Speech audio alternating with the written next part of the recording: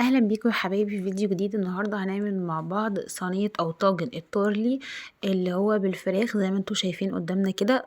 طعمه خطير جدا ومكونات سهله وسريعه وبيتعمل في اقل من 10 دقايق. هنحتاج مع بعض الخضار اللي احنا بنحبه كله، يعني اي خضار عندنا.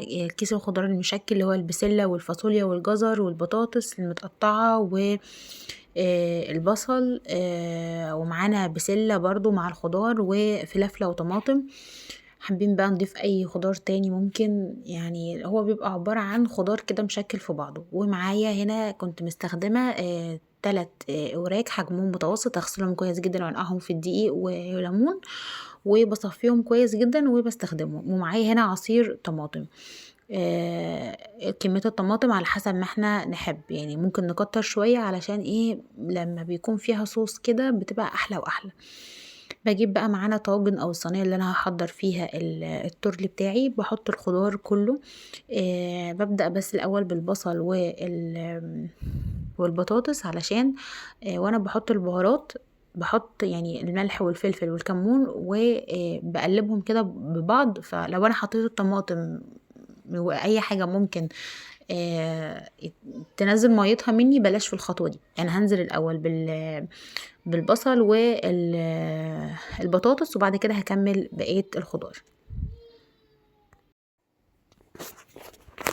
هضيف كده البهارات معايا كله بمقدار معلقه صغيره، ونكتر الكمون شويه بيدي الطعم، يعني الكمون بيدي طعم حلو قوي يا جماعه، جربوه مش هتندموا.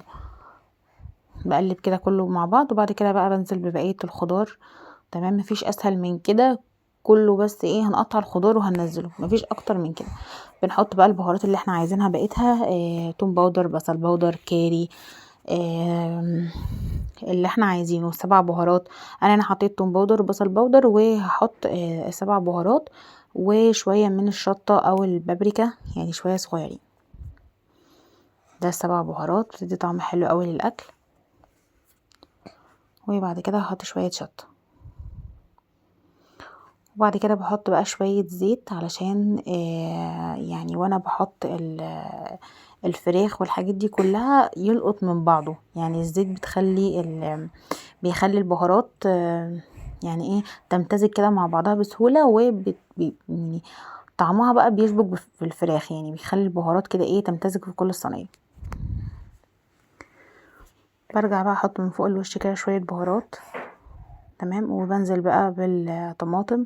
كمية البهار على حسب ما احنا عايزين، يعني ممكن نكتر ممكن نقلل. انا هنا مقلله ملح شوية علشان بحب اظبطه في الاخر، لان يعني صينيه الخضار كلها على بعضها كده مش بتحب يكون طعمها مملح قوي.